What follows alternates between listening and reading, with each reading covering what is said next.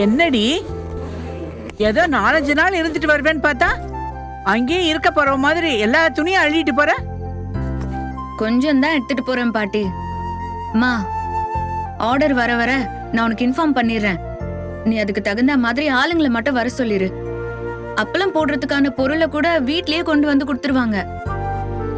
நீ வரவங்க கரெக்டா வேலை செய்யறாங்களான்னு பார்த்தா மட்டும் போதும். சீக்கிரமே ஃபேக்டரி போடுறதுக்கும் ஏற்பாடு பண்ணிடலாம். இப்ப எதுக்கு நீ ஒத்தையில கிளம்புறேன்னு எனக்கு புரியலடி. மா, திரும்பவும் முதல்ல இருந்தா? சரிடி, நாங்கெல்லாம் வந்தாதான் உனக்கு கஷ்டங்கிற.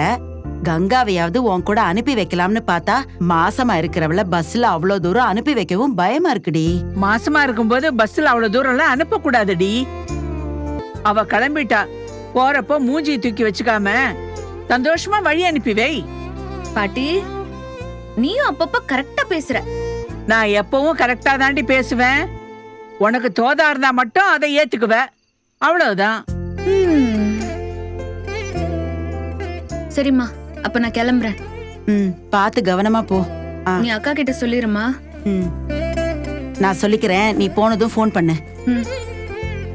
வரேன் பாட்டி. பத்திரமா போயிட்டு வா.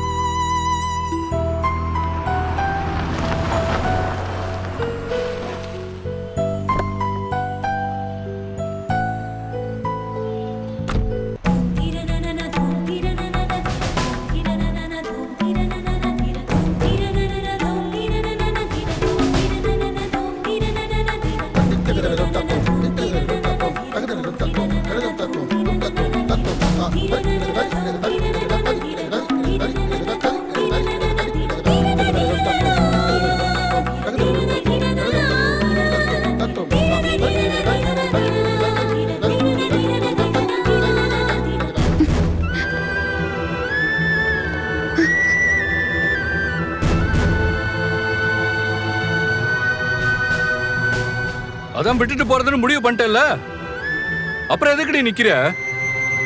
போ, உன்னால முடியும்னா என்ன விட்டு போ. என்ன டாடா சொல்லணுமா? சரி, டாடா. இல்ல குட் பை சொல்லணுமா? Good bye.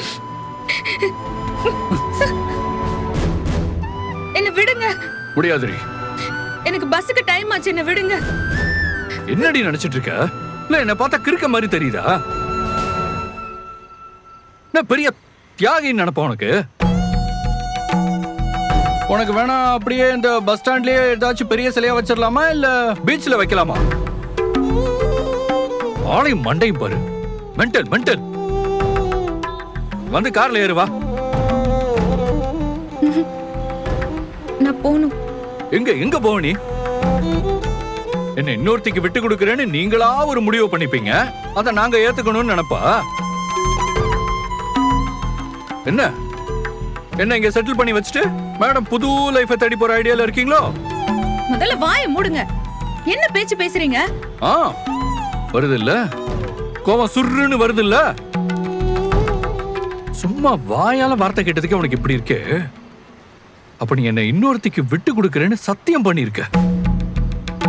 அதுவும் என் குழந்தை மேல வச்சு சத்தியம் பண்ணிருக்க. அதை கேட்டதும் எனக்கு எவ்வளவு சுருன்னு ஏறி இருக்கும்.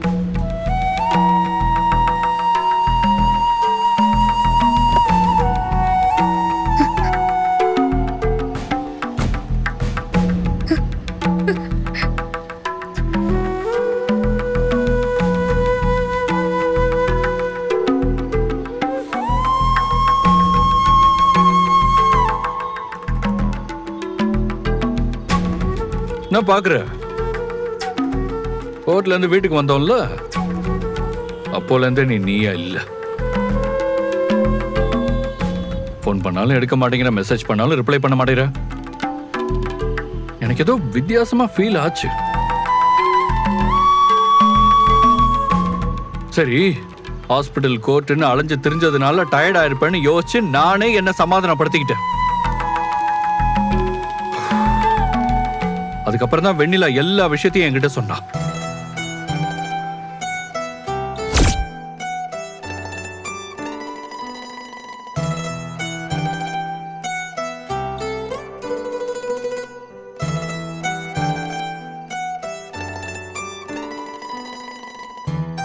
விஜய்,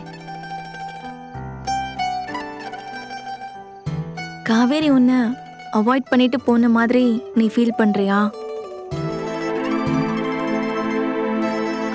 இல்ல, இன்னைக்கு ஏதோ டிஃப்ரெண்டா பிஹேவ் பண்ணதா சொன்னல, அதான் கேட்டேன்.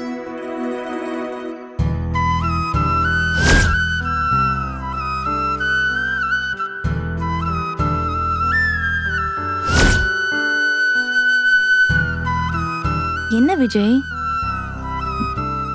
ஆமா வெண்ணிலா, காவேரி என்ன அவாய்ட் தான் பண்றா. ஆனா அதையும் அவளால முழுசா பண்ண முடியாம அவ கண்ணுல வேற ஏதோ ஒண்ணு இருந்துச்சு. பாட்டி பேசினதுல அப்செட் ஆயிருப்பாளோன்னு டவுட்டா இருக்குன்னு சொன்னல, ஒருவேளை அதுவா இருக்குமோ? அதுவும் இருக்கும். ஆனா எனக்கு வேற டவுட்டும் இருக்கு. வேற டவுட்டா? என்ன டவுட்?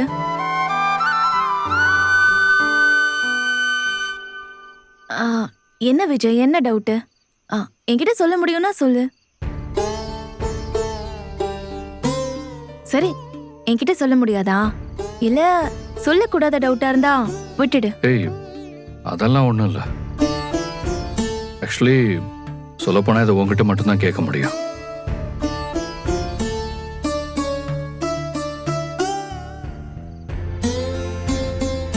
நீதானே?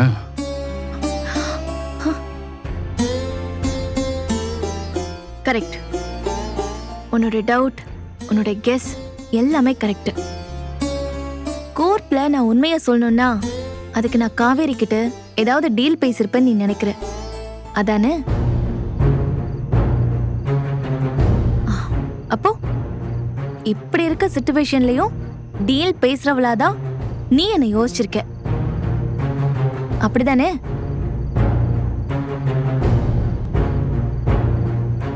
ஒரு தப்பு பண்ண போய் இப்போ எது நடந்தாலும் அதுக்கு நான் தான் காரணமா இருப்பேன்னு உனக்கு தோன்ற இடத்துல உன்னை நான் கொண்டு வந்து நிறுத்திருக்கேன்ல.